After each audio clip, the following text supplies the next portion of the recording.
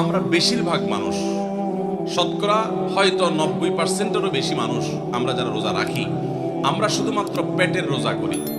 রোজাটা শুধু পেটের না ভাই, রোজাটা পুরো বডির, রোজাটা পুরো শরীরের, মাথা থেকে পা পর্যন্ত শরীরের প্রত্যেকটা অঙ্গের রোজা আছে।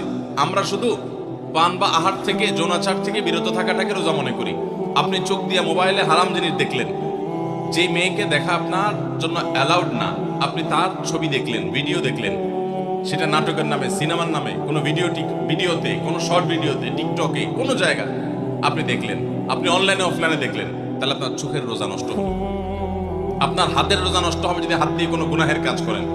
পাও দিয়ে যদি কোনো অন্যায়ের পথে যান, পায়ের রোজা নষ্ট হবে। কান দিয়ে যদি আপনি মিউজিক শুনেন, আপনি গান শুনেন মিউজিক সহ, আপনি হারাম কিছু শুনেন, গীবত শিকায়াত শুনেন, তাহলে সেক্ষেত্রে কানের রোজা নষ্ট হবে। ঠিক একইভাবে আপনি মুখ দিয়ে খারাপ কোনো কথা বললেন, কটু কোনো কথা বললেন, গালিগালাজ করলেন, কারোর সাথে ঝগড়াঝাটি করলেন, তাহলে আপনার মুখের রোজা নষ্ট হবে। পুরো শরীরের প্রত্যেকটা অঙ্গ প্রত্যঙ্গের রোজা আছে। আমাদের রোজার দুইটা দিক, একটা হলো রোজার বডি, একটা হলো রোজার স্ট্রাকচার, আর একটা রোজার ফিনিশিং। স্ট্রাকচারটা দাঁড়াবে আপনি সবে সাদেক থেকে নিয়ে সাহারি থেকে নিয়ে ইফতারি পর্যন্ত আপনি কিছু পান করলেন না, আহার করলেন না, এবং যৌনাচার থেকে বিরত থাকলেন, বৈধ সেটা থেকেও বিরত থাকলেন, তাহলে আপনার রোজার স্ট্রাকচারটা দাঁড়িয়ে গেল। কিন্তু এই রোজা বা সিয়ামের ফিনিশিংটা হবে তখন, যখন আপনার মাথা থেকে পা পর্যন্ত শরীরের প্রত্যেকটা অঙ্গ প্রত্যঙ্গের রোজা রাখবেন।